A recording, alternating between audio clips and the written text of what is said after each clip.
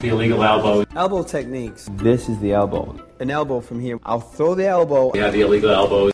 All right, people, we're back, man. Illegal Elbow Radio. Another exciting episode for you guys, man. This is Brian from Illegal Elbow Radio, Illegal Elbow on Twitter. And this is Dan from MMA Aftermath on Facebook and Twitter. All right, people, we're back. Dan is back from vacation and knee-deep in work, man. It's been crazy, man. How did it all go? How did it all go, dude? It was awesome, man. You know, the Copper Harbor, you know, the second part of our great state of Michigan, went all the way up there, 600 fucking miles, dude. 8 and 9 hour drive. Jeez. Okay. One way. Yep. All the way up there, and we got up there, breathtaking, fucking Lake Superior, man. You know, fucking.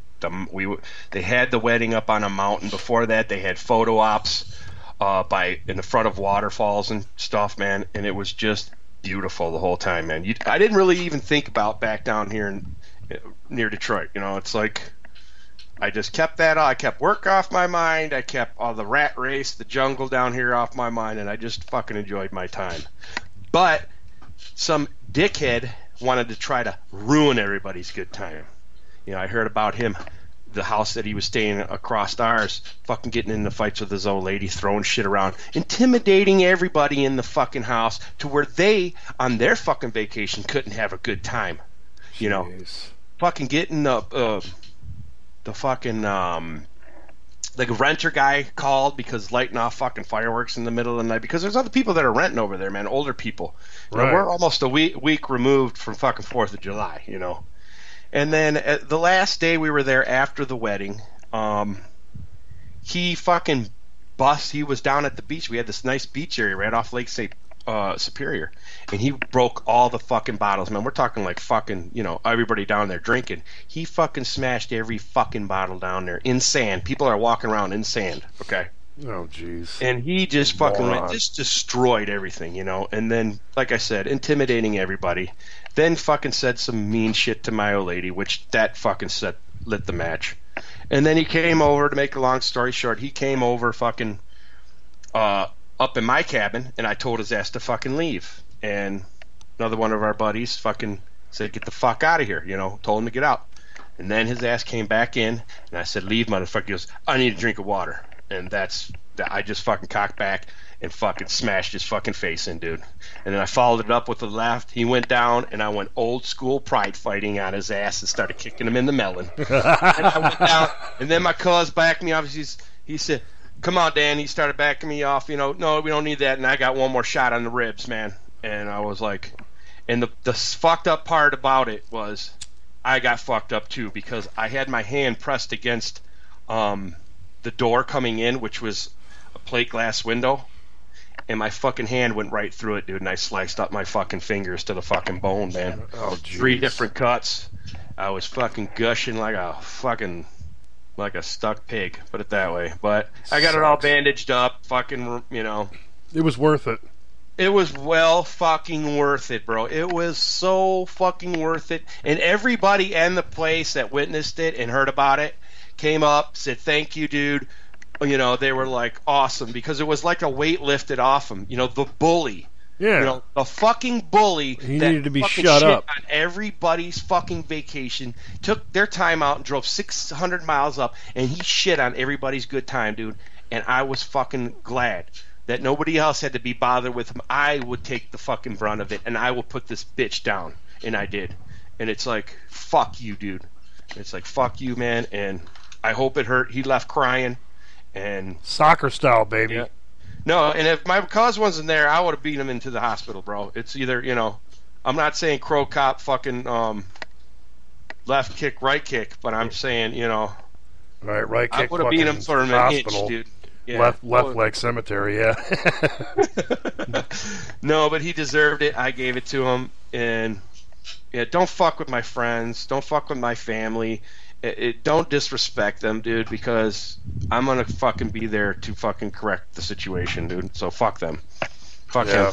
It's really hard to fucking hold back in situations like that, because it's like, you know, you know, when you got a dude that's a hothead and a dickhead like that, you know, a lot of times I could even be a little intimidated myself, and I'd be like, well, I'm not sure what I want to do here, you know. But at the same time, it's like, wait a minute, somebody needs to stop this guy, and if nobody's going to do it, and I'm going to have to fucking do it, then, yeah, that sucks. It's just a shitty situation to be in, but it's like, you get to the point where it's like, hey, it's got to happen. Mm-hmm. You know, you see it all over YouTube, man, you know. Yeah. The hothead gets his fucking face beat in sometime or another. The bully. Yep, the bully. Yeah. You know, and it's like, I told her, she was upset about it, and I told the bride, I said, there was much more happier times. We got to see this beautiful part of the country, and there was much better time and happier times with the wedding and everything and the reception. This was just a little fucking side thing that got taken care of. You know, we got all the pictures. Everything turned out to be a beautiful time. You just had a little bad apple, and the bad apple got squashed. So, that being said, let's fucking move on, dude. I had a great time up there. I'm glad to be back. Let's fucking rock this shit. Let's fucking rock out. Ben Rothwell, man. Rothwell is taking on Alistair Overeem, man. Holy shit. I don't want to make too big of a deal out of it, but I think it's a cool fight, man. I mean, you got two guys that both tested positive a couple different times. So roid rage match coming up here. Roid rage match. Yeah, they should just say about this fight, hey guys, just go ahead, do whatever you want to do. We won't test you, and then, you know, we won't test you, and then you guys can beat the hell out of each other. But after this, we're going to test you. So. Yeah, I think Overeem's he's kind of in the realm where he's past all the steroid stuff, and he knows I just got to train hard. I got to learn to fight without steroids. I got to build my body up. And I got to keep my chin out of the way for damn sure. Yeah. Because I guess apparently when you get off steroids, your fucking chin deteriorates. Because if there's a stiff breeze by his shit, he might go down, bro. Yeah. You know, if Rothwell fucking misses, and there's a stiff breeze behind that punch, he might go down, dude. Yeah. I mean, Rothwell is. I mean, they got similar records, man. I mean, we're talking 33-9 for Rothwell. And 37-13. So I mean, these guys are both very experienced. They've been in there a long time. I would give Alistair Overeem the striking as a whole. But I mean, Rothwell, he's got some power, you know, and he's got a really good chance, I think, here. Mm-hmm. Even though he's coming off a long layoff, he's got a good chance of knocking out Overeem, man. You know, I don't want to give him too much, but you know what? And then you have to say on the other end of it, what if you don't have a fucking midsection that's fucking cut and can take powerful strikes?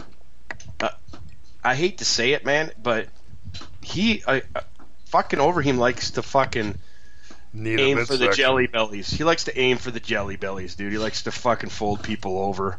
Yeah. You know?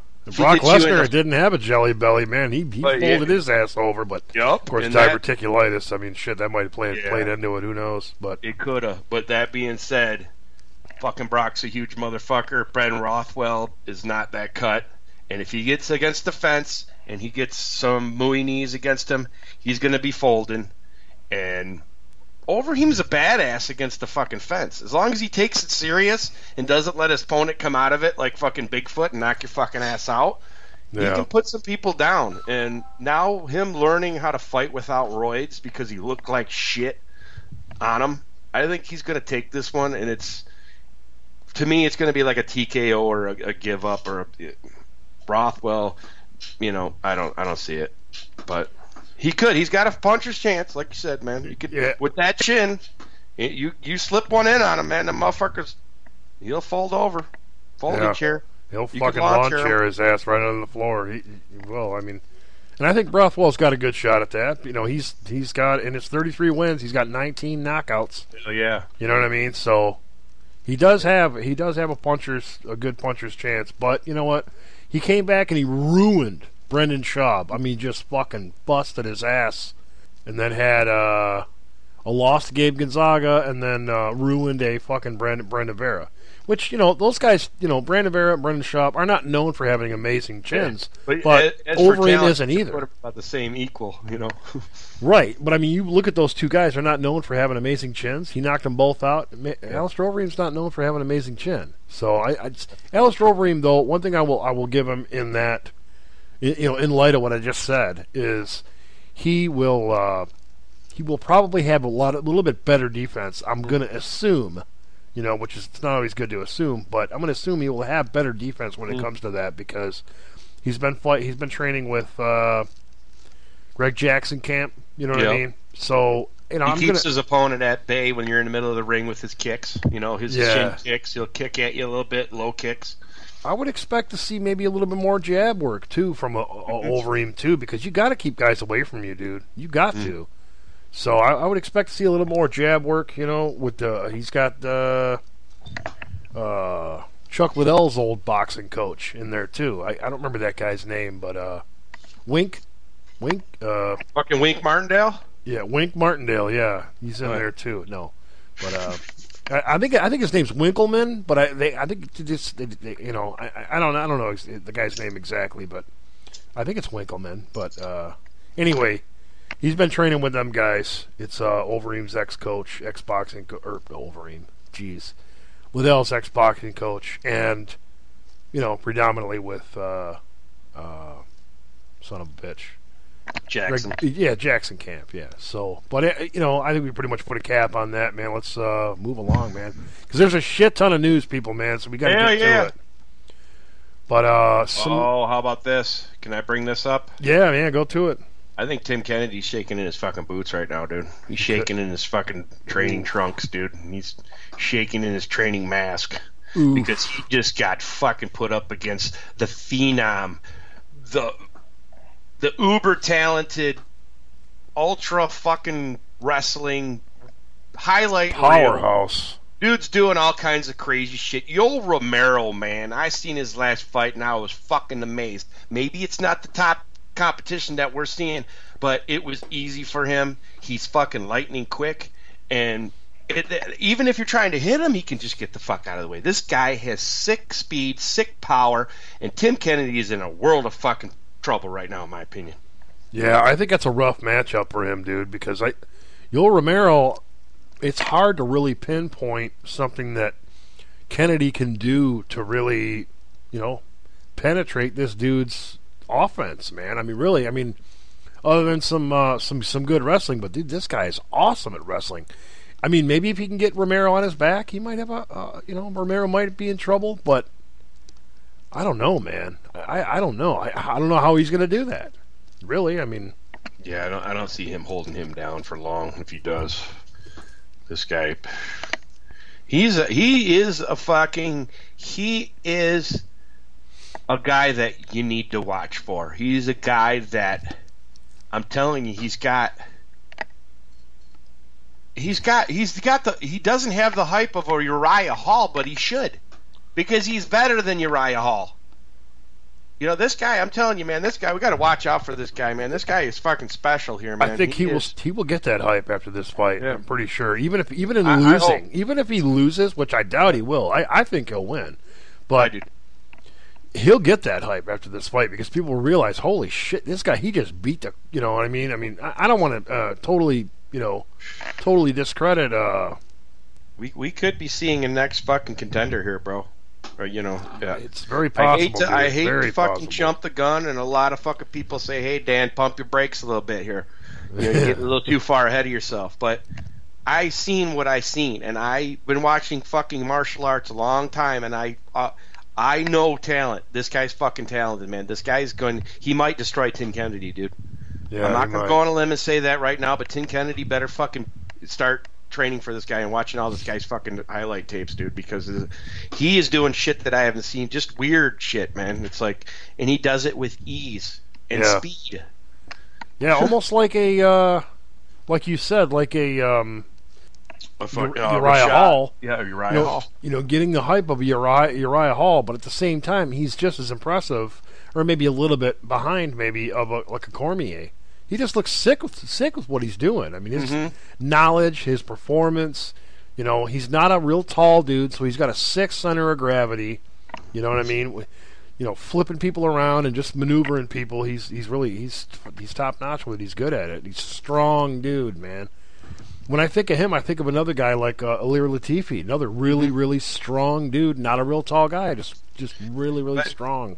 It's always good to see a guy that has a base wrestler do all strike like he does. That just opens up a whole. Some wrestlers, they'll fucking struggle, man. They'll have to train for months, maybe even years, to become a good striker. And even then, they're fucking apprehensive, and they'll go right to their fucking wrestling. This guy is just it's like he wants to learn new shit and try new shit in the ring. Yeah. As he's fighting, not in training camp, in training camp, but he's going to show you what he's learned. And maybe Tim Kennedy better watch out for a highlight fucking knockout, dude, or a highlight something, because this guy's got highlight written all over him, bro. I mean, his first fight or two in. I mean, you don't even see newbies doing shit like that. They're usually too afraid to do it or not afraid, but I mean, they're usually they just want to be conservative and get the win. Yeah, and he's trying shit, like you said, trying new shit in the cage.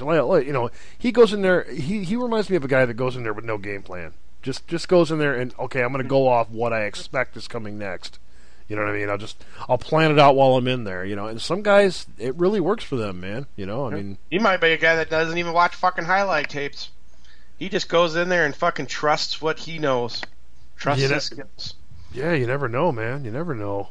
And that's kind of like Frankie Edgar said against fucking BJ Penn. I wasn't worried about what BJ Penn's doing. I was just worried about what I was going to do.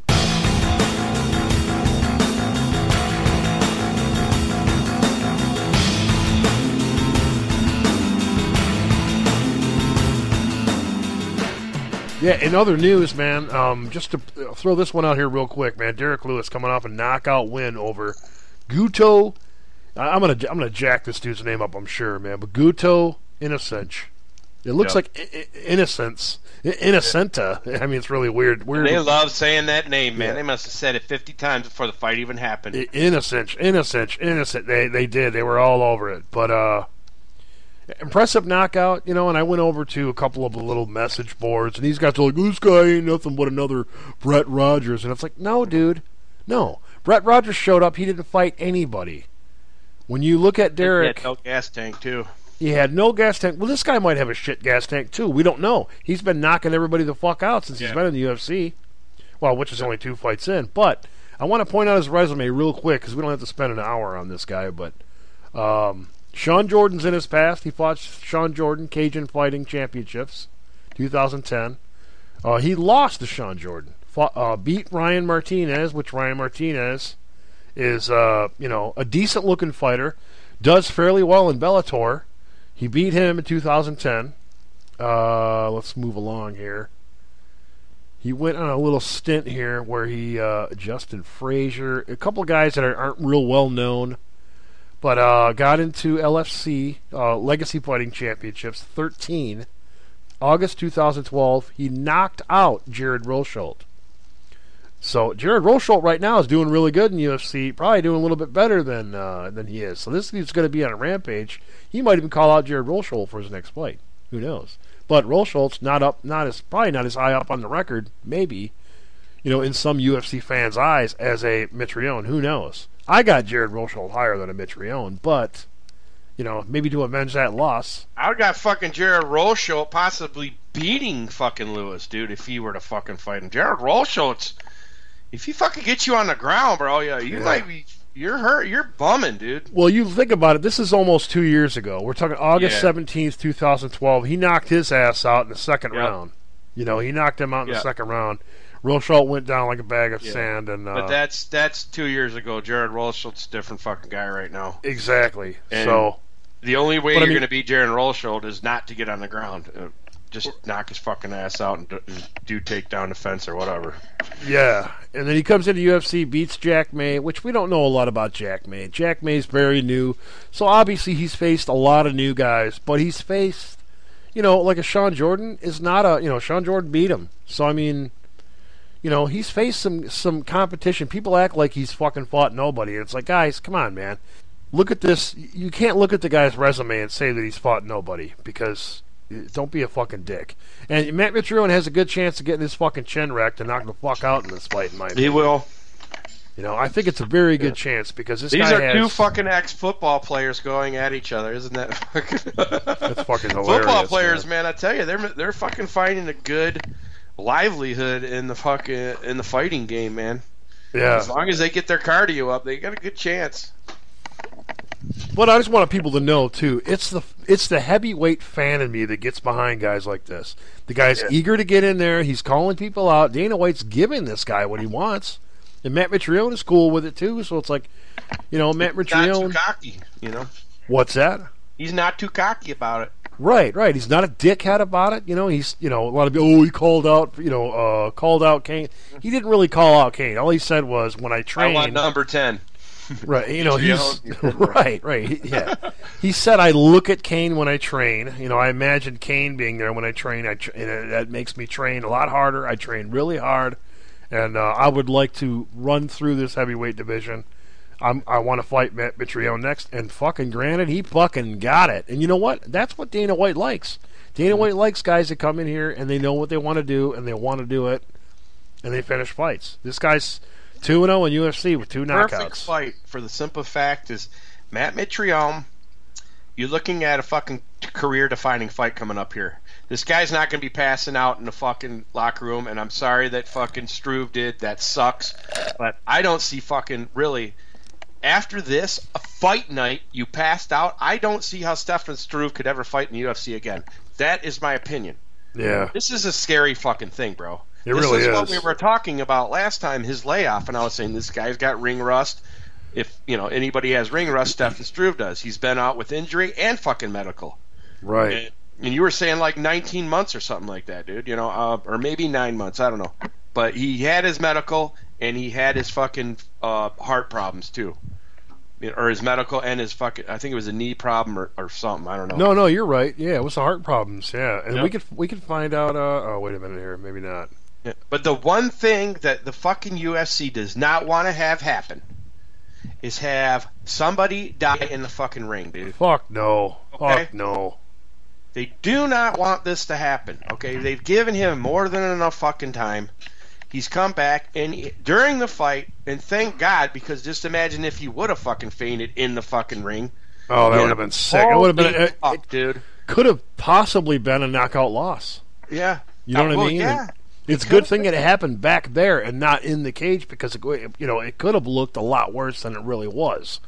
You know, I think it may be just some nervousness from being out so long or something like that. His heart just started freaking out, and maybe whatever was wrong with him came back. You know I'm going to have to say, great career, Stefan. It was great seeing you fight, but I think for your family and for you, you're going to have to hang up the gloves, brother. Yeah. This is too scary, man. Did you see Dana White's comments on that, too? What was that? Dana White was like, you know what, I like Stefan Struve, man. He's a good, tough kid, whatever, blah, blah, blah, in so many different words. But he said, I really think that he needs to sit down and really do some soul searching and figure out what he needs, what he really wants to do, and what he needs to do, and what's, you know. And that's he's like, the kind I'm glad of Dana the kids... that I like, dude. And Dana, that kind of Dana, fucking, we don't see much of that kind of Dana, but that's kind of Dana being real. It's real, you know. It's the fucking truth. It really is, and he's not pulling any punches. And sometimes he goes too far with not pulling punches, but he pulled the right punches on this one and told the truth, dude. In my opinion. Nobody wants to see that happen to him. You know, nobody wants to see him fucking, you know, go down because of heart failure or heart problems or whatever. You know what I mean? And that would be devastating. You know, it's almost like to me, it's not like an omen. You know, it's like, dude, this was almost like a warning to you, dude. It's time. Like Dana said, it's time to fucking reevaluate, do some soul searching, come out of it and say, my family and my life is more important than this. I love it. That's great. Be a mentor. Be a coach. Do something, or just walk away and go spend time with your family, whatever. But it's time for you to hang him up, bro. The doctors can clear you because you're doing good when you're with the doctors at that time. But some triggers that you don't know how. That's hard to fucking diagnose, I guess. You know, it really is. And he's in there training. You know what I mean? He's in there training and shit for months at a time or whatever, however long his training camp was. We don't know what he's doing. He could have been training for the last 6 months or whatever, you know, lightly and then kind of breezing back into it. Who knows? But he got clearance to train. He's been training, and then he gets to fight night, and it's like something happens. How about this? How about training in the back? Doing some heavy little. Because sometimes those dudes do a little bit of heavy sparring. Combos here and there, plus the excitement in the overall jitters of fight night after you have not been in the ring for umpteen couple of years. They said They said it could have been a small panic attack. Oh, yeah. Maybe he has. Maybe that's just in his makeup. He has panic attacks. Who knows? Maybe he needs to be on some kind of medication for panic attacks. Who knows? Yeah. And if that's the case, he might be able to get back in the cage in whatever, a couple months and be fine. But he could. But if they diagnose that, you're absolutely right. But if not, it just seems like to faint like that. Yeah. That's ugly, man. That's ugly. It's almost hard, like Dana White should say, you know what? Let's do some hard training and see how that goes. Let's put you through the rigors with a EMT unit on site or something. Yeah. And we're going to fucking train you so fucking hard, and we're not going to train you one day. We're going to put you through a camp or something. Yeah, because we can't have you fucking dying in the cage in the middle of an event. You know what I mean? Even that. Just not getting hit and fainting is a scary thing. As soon as you faint, it looked like you died. Even if you come back to it looked like you died for a minute. You didn't get hit. Any person that see it and you have a medical background, they're going to have that in the back of their head. I don't want to get too more far into it. I think we said our piece, but exactly. Yeah, we're just concerned for Stefan. In my opinion, I think he needs to retire. He's had a good career. It's been awesome, but think of your life, think of your family, brother. I think there's a lot of and I agree with what you're saying, man. But on the other side of it, I think he knows more about his, he knows more about what he can handle, and the doctors probably know more than what we do. But you could be totally right. Don't get me wrong. But I think the doctors and what he can get. He's been in this game a long time. And kickboxing before that, whatever. This just may have been something that fell on him, and he can't get around it, and he might be retirement time. Yeah. But he would know that better than we would. The doctors would know that better than we would. So I think if it's salvageable, that's great. If it's not, man, I agree. Hang it up and get it over with, because it's a great career just to hang the gloves up on. It's you know what I mean? But if he's got to do it, he's got to do it, man. Nobody wants to see his health deteriorate because of it. You know what I mean? So steadfast. God beer.